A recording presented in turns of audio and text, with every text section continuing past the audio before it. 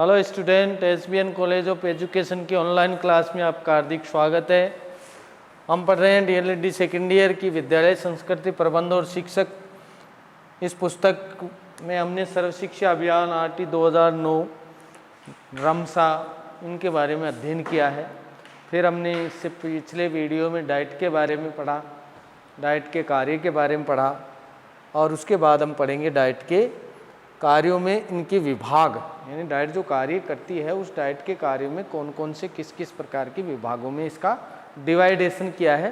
तो इसके 7 विभागों में इसका डिवाइडेशन किया था, जिसमें सबसे पहला भाग है सेवा पूर्व शिक्षा प्रभाग। इस सेवा पूर्व शिक्षा प्रभाग में क्या क्या काम करता है, यानी ये जो विभाग है सेवा पूर्व शिक्षक प्रभाग, वो क्या काम करती है। तो पहला काम तो ये करती है कि विद्यालय के लिए मनोवैज्ञानिक परामर्श व निर्देशन उपलब्ध करवाती है। विद्यालय के लिए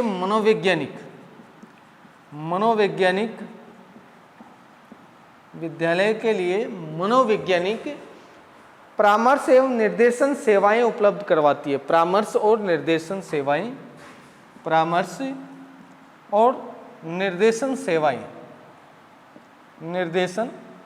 सेवाएं उपलब्ध करवाती है। ये काम किसका है? सेवा पूर्व शिक्षण प्रभाग का है।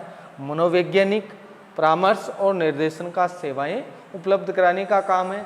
दूसरा काम इसका है सेवा पूर्व शिक्षण, यानी द्विवर्षीय पाठ्यक्रम उपलब्ध करवाती है। द्विवर्षीय पाठ्यक्रम उपलब्ध करवाती है, यानी जो सेवार्थ शिक्षक हैं, सेवा पूर्व जो शिक्षक हैं, उन सेवा पूर्व शिक्षक के लिए एनसीईआरटी के निर्देशन के आधार पर क्या करती है? कार्यों का संचालन करती है, कार्यों का आयोजन करती है, द्विवर्षीय पाठ्यक्रम का आयोजन करती है। जो सेवा पूर्व यानी जो शिक्षक सेवा पूर्व हैं उनके लिए द्विवर्षीय पाठ्यक्रम डीएलएडी यानी बीएसटीसी जैसे पाठ्यक्रम क्या करवाती है? उपलब्ध करवाती है, जो एनसीईआरटी के नियमों के आधार पर संचालित है। किस नियम के आधार पर संचालित है? एनसीईआरटी के नियमों के आधार पर संचालित है। इसके अलावा पाठ्य सहगामी क्रियाओं का आयोजन करते हैं। किसका आयोजन करती है? पाठ्य सहगामी क्रियाएं जो हैं उस पाठ्य सहगामी क्रियाओं का आयोजन करती है। पाठ्य सहगामी क्रियाएं इनका क्या करती है? आयोजन करती है। ठीक है, ये संस्थान इसके अलावा क्या काम करती है? इसके अलावा जो काम करती है वो करती है निःशक्त व डाइट के प्रभागों के संबंध सेवाएं देती है। इसके अलावा प्रशिक्षित प्रशासन, अधिगम व क्रियात्मक अनुशासन का विकास करती है। जो अधिगम प्रणाली है उसको प्रभावशाली बनाती है। ठीक है, व्यक्ति कार्य को संचालन करती है। इसके अलावा जो कार्यों का है सेवा पूर्व जो शिक्षक हैं, अध्यापक हैं, छात्र अध्यापक हैं, उनका मूल्यांकन करती है, उनको निर्देशन का कार्य करती है। यानी सेवा पूर्व छात्र अध्यापक होते हैं, उनके निर्देशन, उनके सेवा कार्य या उनको प्रशिक्षण करने का कार्य भी डाइट का ही है। ठीक है, तो ये किस संबंधित आता है? किस विभाग के संबंधित आता है? सेवा पूर्व शिक्षा प्रभाग के संबंधित आता है। दूसरा आता है कार्य अनुभव प्रभाग। कार्य अनुभव प्रभाग का क्या काम है? तो ये एक मॉडल इकाई का सहयोग करती है, मॉडल इकाई का कार्य करती है। मॉडल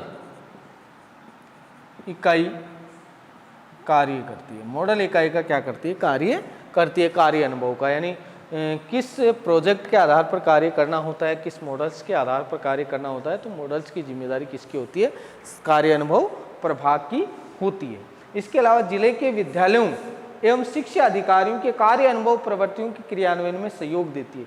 यानी जिले के जितने भी विद्यालय हैं, जितने प्रधानाध्यापक हैं, जितने भी जिले की जो प्रशासनिक अधिकारी हैं, उसके कार्य अनुभव की क्या करती है? उस कार्य अनुभव को क्रियान्वित करने में अपना सहयोग देती है। यानी विद्यालय संचालन के लिए भी ये डाइट अपना सहयोग देती है कि विद्यालय संचालन में जो प्राध्यापक हैं, जो अध्यापक हैं, उन अध्यापकों को किस प्रकार कार्य को संचालन करना है। तो जो कार्य अनुभवी शिक्षक हैं वो कार्य अनुभवी शिक्षक इसमें अपना क्या देते हैं? सहयोग देते हैं। तो ये डाइट का कार्य है। उसके बाद आता है नंबर 3, वो आती है जिला संदर्भ इकाई। तीसरी कौन सी आती है? जिला संदर्भ इकाई प्रभाग। इसका कार्य क्या है? सार्वजनिक संबंधी योजनाओं का निर्माण करती है। जिले में शिक्षा संबंधी, जिले में जो भी शिक्षा संबंधी सार्वजनिक जो कार्य होते हैं, शिक्षा संबंधी सार्वजनिक जो कार्य होते हैं, उन सार्वजनिक कार्यों से संबंधित योजनाओं का क्रियान्वित करती है। सार्वजनिक कार्य संबंधी योजनाओं का निर्माण करती है। जो भी कार्य हैं उन कार्यों को जो सार्वजनिक है, शिक्षा से संबंधित कोई भी सार्वजनिक कार्य है, उन कार्य संबंधी योजनाओं का क्या करती है, निर्माण करती है। जैसे द्विवर्षीय पाठ्यक्रम के लिए जो कार्य संचालन करती है, ठीक है, उनको एग्जाम दिलवाती है, इंटर्नशिप करवाती है, इन वो एक सार्वजनिक जो योजनाएं निर्मित होती हैं विद्यालय से संबंधित या किसी पाठ्यक्रम से संबंधित जो सार्वजनिक योजनाएं होती हैं, उन योजनाओं से संबंधित अब उन योजनाओं का क्या करती है, शिक्षा संबंधित योजनाओं का निर्माण करती है। इसके अलावा महिला सशक्तिकरण, जनसंख्या शिक्षा, किशोरावस्था की जो प्रावधियां हैं, जनसंख्या शिक्षा पर जोर देती है, किशोरावस्था की जो प्रावधियां हैं, इसके अलावा निःशक्त जन जो शिक्षा योजनाएं हैं, ठीक है, एड्स संबंधी जो कार्यक्रम हैं, जितनी भी हमारी जो दिवस आते हैं, पृथ्वी दिवस आते हैं, इसके अलावा ओजोन दिवस आते हैं, इसके अलावा एड्स दिवस आते हैं, विश्व साक्षरता दिवस आता है, इन सब को जो कार्यशाली सम्मेलन योजनाएं होती हैं, उन सम्मेलनों का कार्य संचालन करने का काम भी इसी विभाग का, जिला संदर्भ इकाई प्रभाग का है, ठीक है। इसके अलावा किशोर अवस्था की जो शिक्षा प्रणाली है, उस किशोर अवस्था की शिक्षा प्रणाली को संचालित करने में भी डाइट का कार्य है, ठीक है। इसके अलावा जो आता है आंगनबाड़ी कार्यकर्ता, प्रारंभिक शिक्षा कार्यक्रम, और इन प्रारंभिक शिक्षा कार्यक्रम की कोई कार्यशाला आयोजित होती है, वो कार्यशाला आयोजित करने का काम भी किसका है, जिला संदर्भ इकाई प्रभाग का है। यानी आंगनबाड़ी कार्य, प्रारंभिक शिक्षा प्रणाली, तो इन प्रारंभिक शिक्षा और आंगनबाड़ी कार्यों में जो कार्यशाला आयोजित की जाती है या उसके संदर्भ के लिए कोई योजनाएं निश्चित की जाती है, तो वो भी किसका काम है, जिला संदर्भ इकाई प्रभाग का काम है। उसके बाद जो आता है वो आता है जितने भी आपके दिवस हैं, उन दिवसों पर जो भी आयोजन किया जाता है, जैसे अंतर्राष्ट्रीय महिला दिवस आता है, विश्व साक्षरता दिवस आता है, ठीक है, इसके अलावा जो महिला सशक्तिकरण से संबंधित आता है, इसके अलावा सर्व शिक्षा संबंधित कार्य आते हैं, और इन कार्यों के लिए जो योजनाएं निश्चित या जो कार्यक्रम आयोजित किए जाते हैं, वो कार्यक्रम किससे संबंधित हैं, शिक्षा संदर्भ इकाई प्रभाग से संबंधित है, ठीक है। इसके अलावा आता है शिक्षा सहयोगी एवं पैरा टीचर विषय वस्तु आधारित प्रशिक्षण प्राप्त किया जाता है। यानी शिक्षा संबंधी जो भी पैरा टीचर होते हैं, जिस विषय के संदर्भ में किसी प्रकार की कोई समस्याएं होती हैं, तो उनके लिए जो संगोष्ठियां, जो कार्यक्रम आयोजित किए जाते हैं, उन कार्यक्रम में जो प्रशिक्षण दिया जाता है, वो प्रशिक्षण भी किसके द्वारा दिया जाता है, जिला संदर्भ इकाई प्रभाग के द्वारा दिया जाता है। यानी जो पैरा टीचर हैं और जो पैरा टीचर जिस विषय के हैं, उन विषय से संबंधित वरिष्ठ अध्यापकों के द्वारा इनको क्या दिया जाता है, प्रशिक्षण का कार्य करवाया जाता है। ये भी इसी का कार्य है। उसके बाद आता है चौथा, सेवारत कार्यक्रम क्षेत्रीय अंतःक्रिया नवाचार समन्वय प्रभाग। इसमें क्या काम होता है, इसमें होता है डाइट का वार्षिक पंचांग तैयार किया जाता है। इसमें डाइट का क्या किया जाता है, डाइट का वार्षिक पंचांग तैयार किया जाता है, ठीक है। सबसे पहला काम सेवारत कार्यक्रम क्षेत्रीय अंतःक्रिया नवाचार समन्वय। नवाचार समन्वय तो नवीन जो कार्य योजनाएं हैं उनका समन्वय इसमें आधारित है। तो डाइट का जो वार्षिक पंचांग है, वो वार्षिक पंचांग इसी के द्वारा संचालित किया जाता है। उसके अलावा सेवारत शिक्षकों के लिए विषय आधारित, थीम आधारित की जाती है। सेवारत जो शिक्षक होते हैं उसके लिए जो थीम्स होती है, जो कार्य करने की प्रणालियां होती हैं, वो क्या होती है, निर्धारित रखी जाती हैं। यानी सेवारत जो शिक्षक हैं, जो प्राध्यापक है प्रारंभिक शिक्षा के, उनके लिए जो योजनाएं हैं, वो योजनाएं इनके द्वारा क्रियान्वित की जाती है। इसके अलावा जिला शिक्षा अनुसंधान वागपीठ की वार्षिक योजनाओं का निर्माण व क्रियान्वयन किया जाता है। यानी जिला में जो भी शिक्षक प्रशिक्षक हैं, उनके लिए जो वार्षिक योजनाएं निर्धारित की जाती है, वो योजना भी इसी सेवा काल के द्वारा निर्धारित होती है। और जो नवीन कार्य संचालन होते हैं, वो भी इन्हीं के द्वारा संचालन किए जाते हैं, ठीक है। इसके अलावा जो भी समस्याएं और समाधान होती हैं, उन समस्या और समाधान के निर्धारण के लिए जो भी समस्याएं होती हैं, प्रारंभिक शिक्षा के जो शिक्षक होते हैं, उनके लिए जो समस्याएं होती हैं, उन समस्याओं का समाधान के लिए कार्यशाला भी आयोजित होती है। यानी किसी प्रकार की कोई समस्याएं होती हैं, उन समस्याओं को निदान करने के लिए ये कार्यशाला आयोजित करते हैं।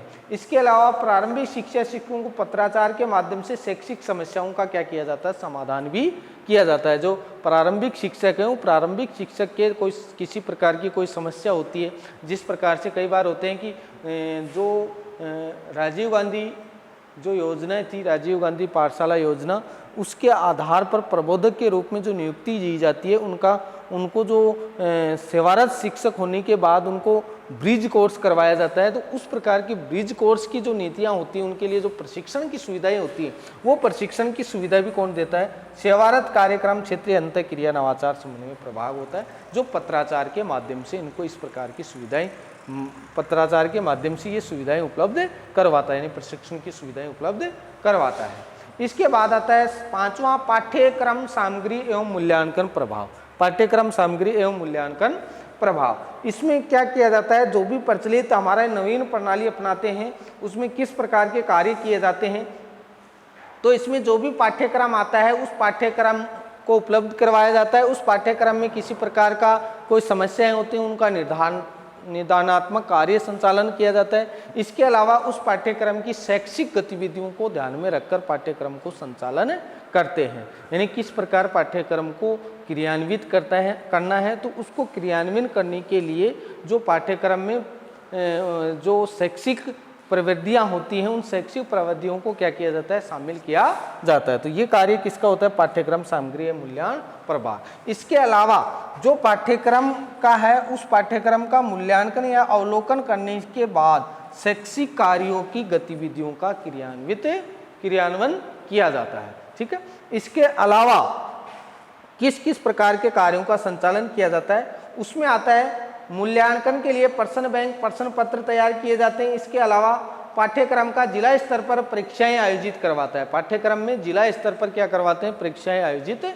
करवाते हैं। जैसे 1 से 8 तक के बच्चों के लिए, 1 से 5 तक के बच्चों के लिए जिला स्तर पर जो भी प्रश्न पत्र तैयार किए जाते हैं, उस प्रश्न पत्रों के माध्यम से क्या करवाई जाती है, परीक्षाएं करवाई जाती है। ठीक है, तो ये काम भी, जो प्रश्न पत्र की प्रवृत्तियां हैं, वो काम भी पाठ्यक्रम सामग्री मूल्यांकन प्रभाव का आता है। उसके बाद जो आता है, वो आता है शैक्षिक प्रौद्योगिकी प्रभाव।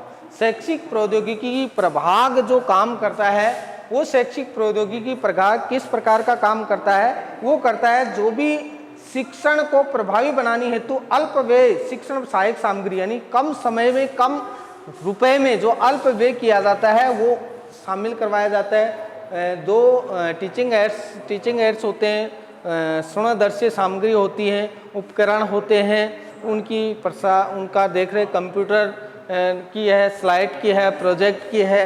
ठीक है, इन उपकरणों के बारे में सम्मिलन कार्य किया जाता है।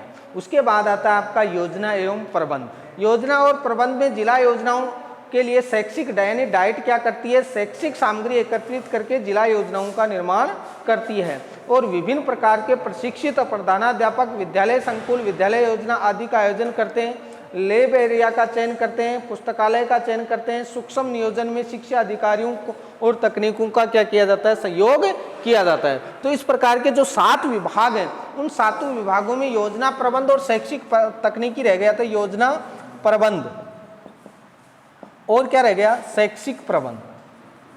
शैक्षिक आपका 5वां था, वो था शैक्षिक प्रौद्योगिकी। शैक्षिक प्रौद्योगिकी में क्या आ गया, शैक्षिक प्रौद्योगिकी है, उस प्रौद्योगिकी में आपके आईटी क्षेत्र आ गए, ईटी क्षेत्र आ गए। आईटी एजुकेशन टेक्नोलॉजी जो है, एजुकेशन टेक्नोलॉजी में जो भी टीवी है, प्रोजेक्ट प्रक्रियाएं हैं, उन प्रक्रियाओं के माध्यम से भी कार्य को संचालन करने का काम, ये पूरी जिम्मेदारी इसकी होती है। योजना प्रबंध में संपूर्ण जो प्रशिक्षण का कार्य है, उसकी योजना प्रबंध का कार्य होता है। तो इस प्रकार से आपकी कितनी है, 7 विभाग है। कितनी विभाग है, 7। डाइट के कार्य इन 7 विभागों के माध्यम से क्या किए जाते हैं, संचालित किए जाते हैं। ठीक है, तो ये 7 विभाग आपके सामने, इससे पहले भी आपको बता दिए। सेवा पूर्व शिक्षक प्रभाग, कार्य अनुभव प्रभाग, जिला संदर्भ इकाई शिक्षा प्रभाग, सेवारत कार्य क्षेत्रीय अंतःक्रिया नवाचार समन्वय प्रभाग, पाठ्यक्रम सामग्री मूल्यांकन प्रभाग, 6वां है योजना प्रबंध और 7वां है शैक्षिक प्रौद्योगिकी। इस प्रकार के 7 विभागों में इनका डिवाइडेशन किया गया है। ठीक है, ये थे डाइट के कार्य। ठीक है, यहाँ तक का। अगले जो वीडियो होगा उसमें हम पढ़ेंगे शिक्षा सचिवालय। शिक्षा सचिवालय, शिक्षा निर्देशालय और जिला स्तर की शिक्षा नीति, इसमें किस किस का कार्य संचालन किया जाता है, किस प्रकार का इनका ढांचा है, कैसी इनकी जिला स्तर पर क्या है, जिला स्तर पर शिक्षा मंत्री है, ठीक है, सॉरी जो उच्च शिक्षा प्रणाली है, जो शिक्षा सचिवालय है, उन शिक्षा सचिवालय या शिक्षा निर्देशालय है उसमें अध्यक्ष कौन है, शिक्षा मंत्री कौन होता है, ठीक है। इसके अलावा जिला स्तर पर कैसी स्थिति है, इसका ढांचा किस प्रकार का बना हुआ है, ये सब पढ़ेंगे हम अगले वीडियो में, ठीक है। थैंक यू, धन्यवाद।